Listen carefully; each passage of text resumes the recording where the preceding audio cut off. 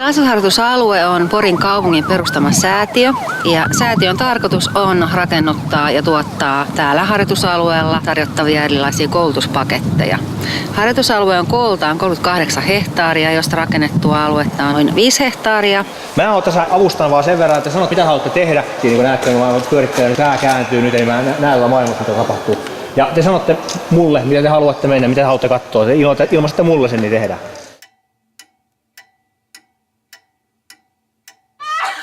Pyrkkäilee! Saatana ämmä! Sä oot niin hullu nyt oikeesti! Nyt jätät mut rauhaan! Mä lähden nyt pois! Jumalauta!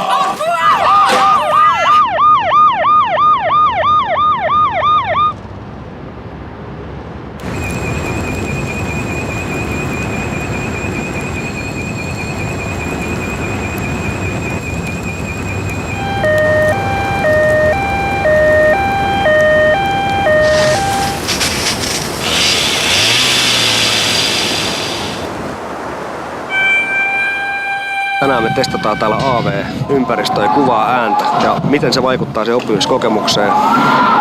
Miten me voidaan sitä elämyksellisyyttä lisätä. Saadaan näistä koulutuksista parempia todentuntuisia niin, että se muistijälki näillä kouluttautujille olisi merkittävä. Onko kaikki sillä valmiina? Aloitetaan harjoittelu. Lähtötieto oli se, että sieltä kuuluu riitoa, tappeluääntä ja naisen valitusta. Ja jos te nyt jo kuulette, niin varmaan kuuluu tähän käytetäänkin jo naisen valitusta. Tästä lähdetään. Lähtötietoja meillä ei oikeastaan ole. Noit muut naiset. Joo, käydään kattoo noit muut lähtötietoja. Sitten hakee yhteyttä. Ja sinne vasemmalla oikein. Siellä on kämppää takaisin ovikin. Okei, hyvä. Tää riittää tähän kohtaan. Mitäs huomioita tuosta ympäristöstä? Millainen ympäristö tuo oli? Missä tilasta olitte? Kuinka korkealla? Joo, korkealla. Aika korkealla. Joo. Millainen se tila muuten oli? On se sillä helpompi, jos siinä oikeasti niin valittaa joku tai ääntelehtii edes jotain, mutta sitten kun se on nukke, niin se on vaan nukke.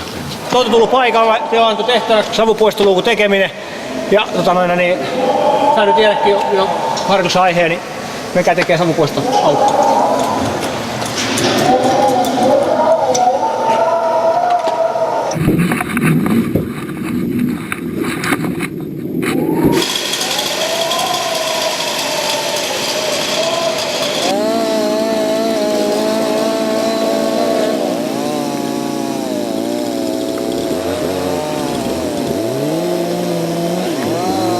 Meidän homma, mun ja mun oppilaiden homma tässä simulaatiossa on ollut noiden skeneen luominen ja softien tekeminen, mallintaminen ja ohjelmoiminen.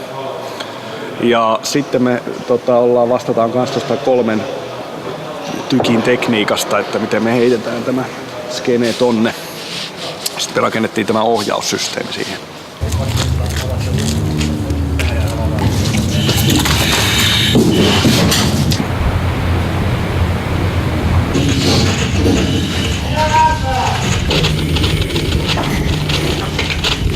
Olemme kumppalan tää savukoneen muista.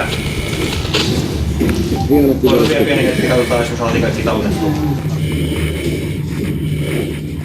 Mennäänkö tuo kanto sieltä? Me saatiin kuvaa tästäkin, mutta ei tietysti pimeässä, mutta sitten koetutaan pois.